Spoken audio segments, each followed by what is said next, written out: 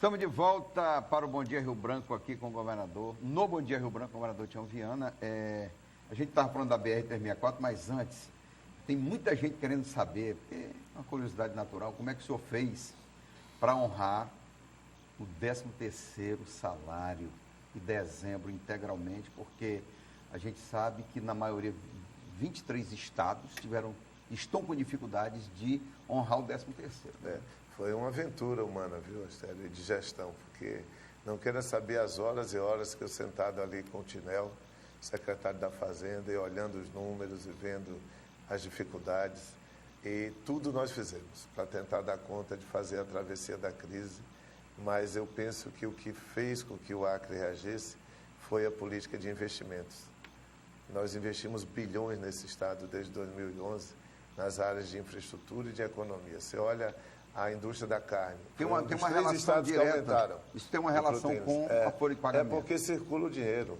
Uma indústria que aumenta em 1.000 operários por ano a sua atividade, ela gera uma cadeia econômica a mais, porque vem o salário, vem a compra, e aí tudo começa a andar, e vem o imposto a mais. A nossa arrecadação resistiu. Os empresários fizeram o seu esforço. Nós fizemos uma reforma fiscal.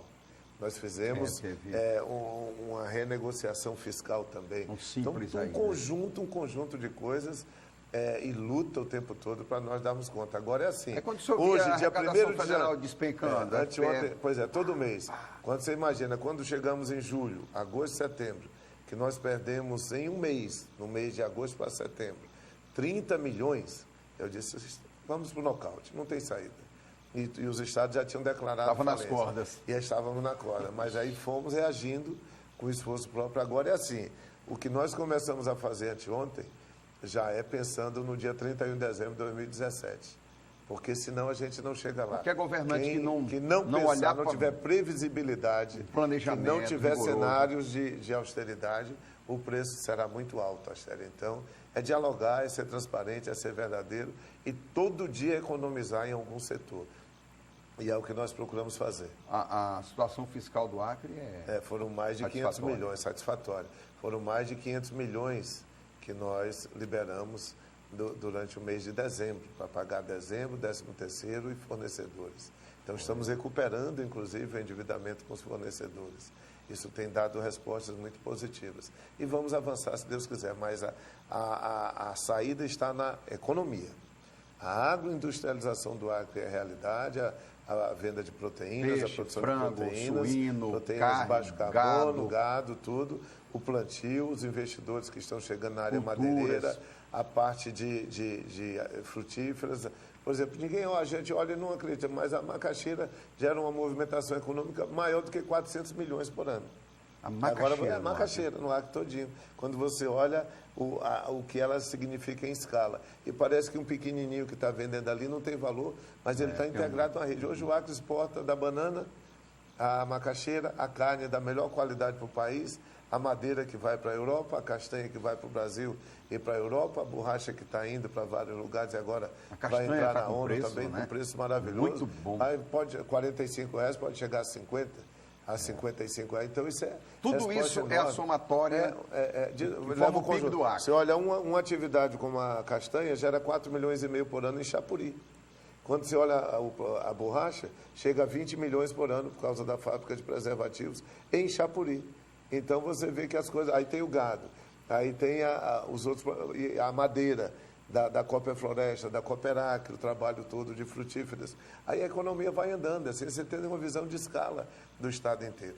Voltando à questão habitacional, hoje às 10 horas o senhor entrega inclusive, só uma ponderação. Às vezes tem gente que diz, não, mas o Acre tinha que ter uma montadora de veículos. Isso é uma bobagem. Sabe quanto custa o emprego de uma montadora de veículos? Não que não quisesse que tivesse. Claro. Podia ter, mas custa R$500 mil um emprego. Você põe 240 empregados, o resto tudo é automatização. Aí o dinheiro vai todo para os gringos lá de Detroit. Não fica nada aqui. Enquanto você pega uma atividade como o peixe, você envolve 6 mil famílias. Aí a diferença é essa, é pensar no conjunto e não pensar num pequeno grupo. E a vocação também. Claro, a vocação você tem a Amazônia, Estado, você tem que pensar. Nós estamos, agora captamos mais 10 milhões de euros do governo alemão, porque temos boas práticas ambientais e de desenvolvimento. Vamos investir em quê? cadeias produtivas com diversificação na sua base, gerando renda, gerando receita para as comunidades. Você viaja nas áreas rurais hoje, a miséria basicamente acabou no Acre, ela é residual. Tem miséria na área urbana ainda, vítima da droga, de alguns problemas a mais que as pessoas são vítimas rural melhorou, ainda, com energia, que nós temos que dar conta ainda de ajudar. O pessoal com carro, com motocicleta. Mudou muito. Você conhece, você tem andado. Você foi comigo esses dias em Chapuri, nós entregamos ali 8 milhões numa reserva extrativista para as comunidades trabalharem as cadeias produtivas da floresta. Tem um significado muito grande. Muito grande. Né? Sobre habitação, a gente comentava, né? O senhor vai fazer... E você estava falando na BR também, eu só queria deixar claro uma coisa. Tá. A BR, até outubro de 2014, quando estava sob os cuidados do governo do Acre... Foi no Jurupari, não foi no Massapira. No Jurupari, foi dia 28 de outubro. Que houve a emenda dela, e dali ela não fechou mais no nosso governo. Mas agora ela corre o risco de fechar. Por quê? Porque o governo federal não faz aquilo que nós dissemos. Olha, ao entregar ao governo federal, ela precisa de manutenção todo dia. Olha o que ocorreu na Transamazônica, olha o que ocorreu ali na região do Pará, nessas rodovias. Se não der manutenção todo dia, não tem jeito. Nós tínhamos uma equipe do DERACRE, cansado e lutador, daquele DERACRE, todo dia fazendo cuidado dela de inverno a verão. Para não fechar. Para não fechar. Só no último ano de manutenção dela, no ano passado ainda, mesmo já sendo do governo federal, nós conseguimos 80 milhões para a manutenção emergencial dela no inverno. Este ano só conseguiram 10 milhões até agora liberar. É muito pouco. A bancada federal, que apoia o governo Temer, tem a responsabilidade de não deixar a BR fechar. Inclusive, eles não lançaram uma ordem de serviço lá em Cruzeiro do Sul e disseram que a BR agora é um problema deles, que o governo do Estado não se envolvesse, que era um problema deles. E eles têm que cuidar, porque você vai daqui para o aeroporto e está essa buraqueira, é BR-364, eles têm que cuidar da BR. Você imagina como está Feijó, Tarauacá. Você imagina antes do Rio Gregório como é que está. Você imagina antes do Rio Liberdade. E logo ali, entre Sena e Manoel Urbano, e entre Manoel Urbano e o Rio Macapá. Eu fui centenas de vezes nessa BR. Nós cuidávamos. Agora o governo federal tem que cuidar. É responsabilidade com a coluna vertebral do Estado do Acre. Governador, o senhor foi senador, né? Durante 12 anos, 2 mandatos e tal. Como é que o senhor vê a saída para a crise política brasileira? Olha, é a crise política gravíssima que nós estamos vivendo, porque ela está feita por um sentimento muito confuso, porque se mistura justiça com política. Isso não é bom. As coisas têm que ter seus lugares. Nada é mais bonito para o cidadão numa democracia, numa civilização, do que dizer, eu acredito na justiça. A justiça dá a última palavra sobre acertos e erros. Mas isso não pode se misturar com partidarização. E isso é o que tem havido uma contaminação política dentro de setores do próprio judiciário. Aqui no Acre, graças a Deus, não. Nós temos um poder judiciário autônomo, independente, a separação dos poderes existe, cada um cumpre sua missão constitucional e nós vamos trabalhando. O Ministério Público cumpre muito bem, a polícia cumpre muito bem suas funções técnicas. Então, Brasília está esse caldeirão, essa mixórdia, vamos dizer, entre uma indefinição de funções, de atribuições constitucionais.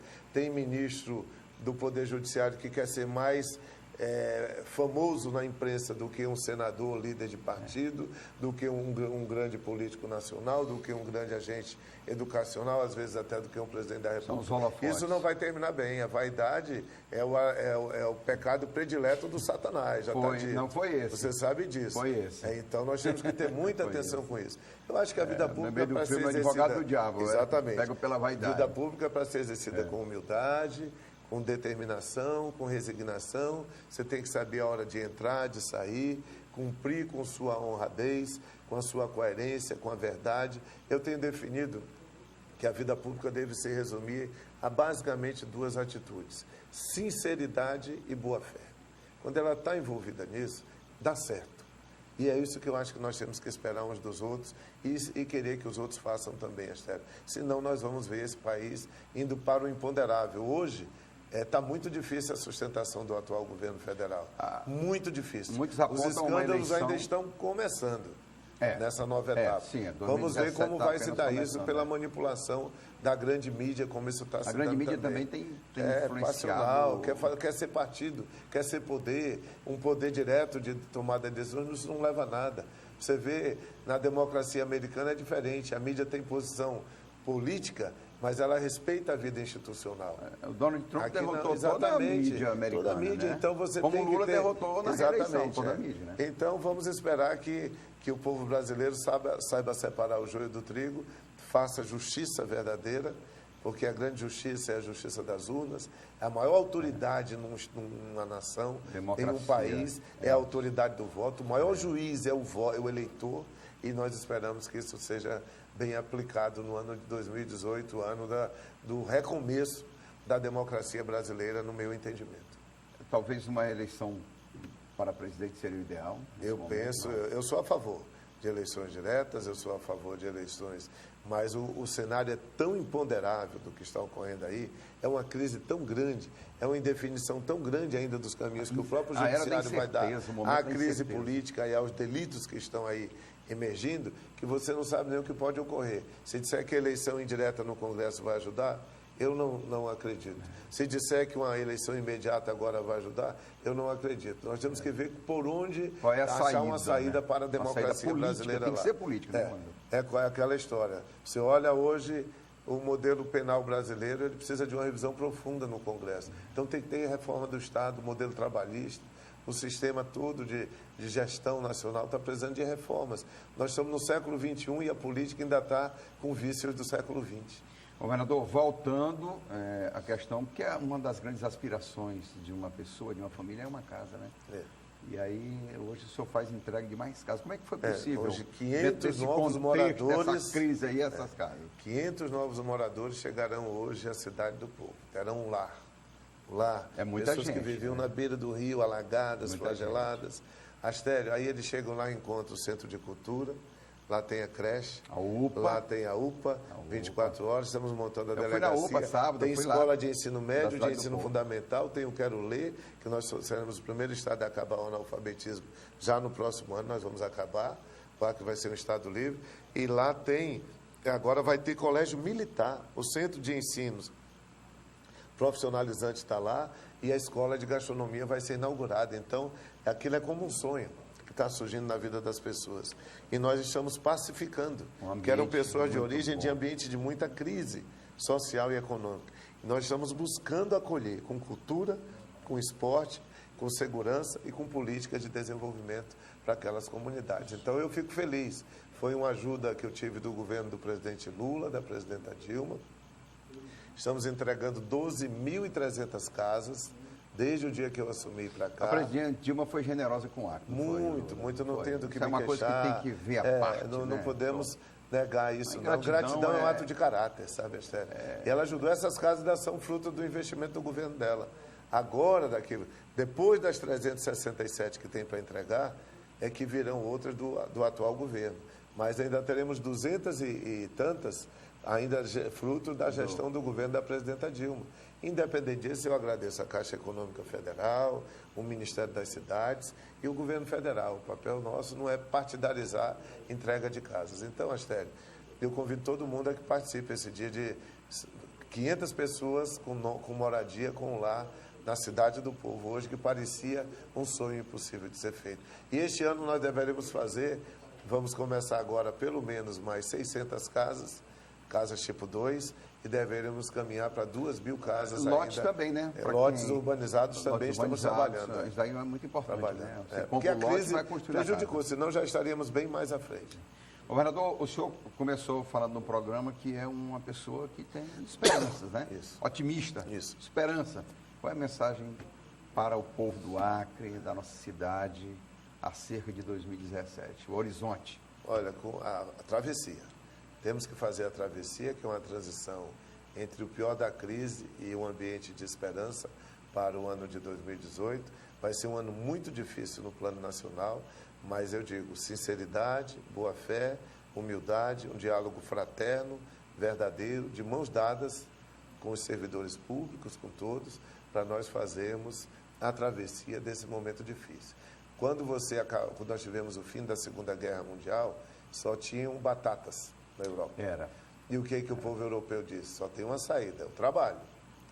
Começou a trabalhar. Não foi no primeiro ano que se resolveu tudo, mas o período que mais a Europa cresceu economicamente, chegou a alcançar 20% de crescimento ao ano, foi entre 1955 até o final dos anos 60. Foi a época do boom da economia europeia.